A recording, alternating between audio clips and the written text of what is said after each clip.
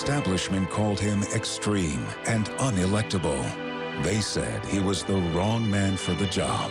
It's why a young Texan named Ron Paul was one of only 4 congressmen to endorse Ronald Reagan's campaign for president, believing in Reagan's message of smaller government and lower taxes.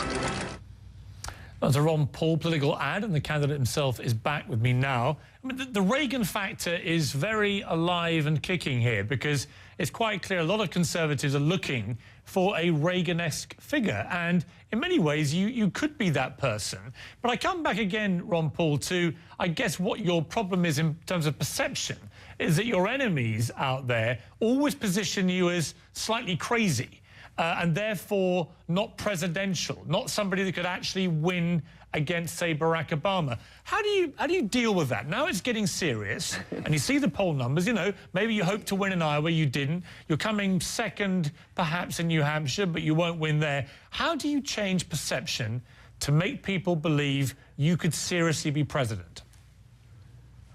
Well, you know, I get a charge out of this when they say that these views are extreme and that I wouldn't be elected. Well, I've been elected 12 times in my district, and age is a relative factor, you know, and besides, you're not allowed to discriminate against age. So if I have young ideas, I'm in good health, and appealing to young people, that's pretty much proof.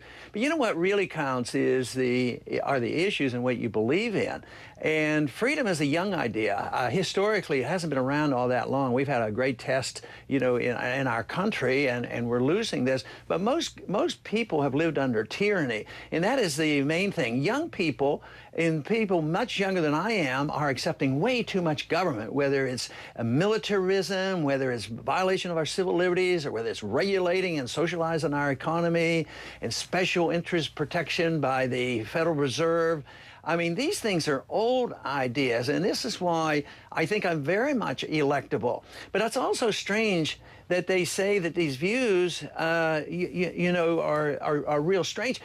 But I defend the Constitution. Why should balancing the budget and defending the Constitution and doing the things I talk about all of a sudden say, oh, you can't be elected with those views?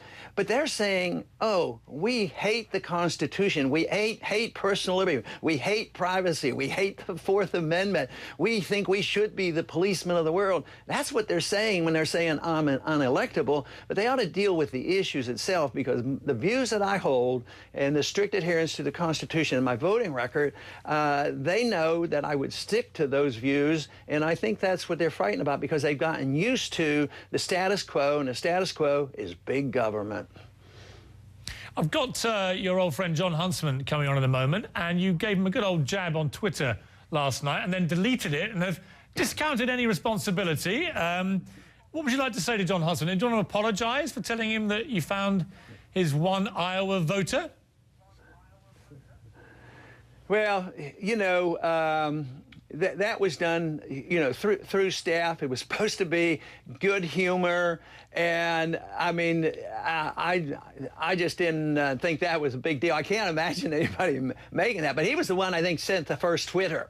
And I was in the midst of a rally or a speech when that stuff was going on. So I think that was rather quickly gone through, and I think it was supposed to be something, you know, a little high-spirited and a little bit funny, but it turned out to be a national incident about this Twitter.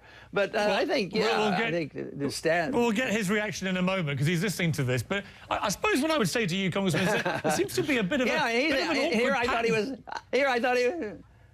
thought he was a nice guy. He and I get along real well, and I thought he had some reasonable ideas. But I can't imagine him attacking me, you know. And so, well, I'm hoping you will in a moment. I mean, that's what he's on for. So hopefully he will. But I think what I would just urge a bit of caution with all these things, Congressman. There seems to be a pattern emerging of you being completely unaware of what your staff are doing under your name half the time. Well, not half the time, you know. I would hardly say that, but, you know, a press person does a lot for all of us. And if somebody is going to try to tell you that their press person never did a thing in your name, they're not telling you the straight story. Press people tend to do that, and they went over the top. And it was just a little thing, and they were trying to be funny. And I told them, afterwards that after I got stuck with that, I said, you know, that isn't very funny to have me get caught on national television and not know what's going on. But it was meant to be in good humor, and when I looked at it, well, I see. thought it was in we will good see humor. But I thought it was okay. Go ahead. Well, we're going to see if Jon Huntsman found it funny or not right now. Congressman, as always, thank you very much. All right, thank you.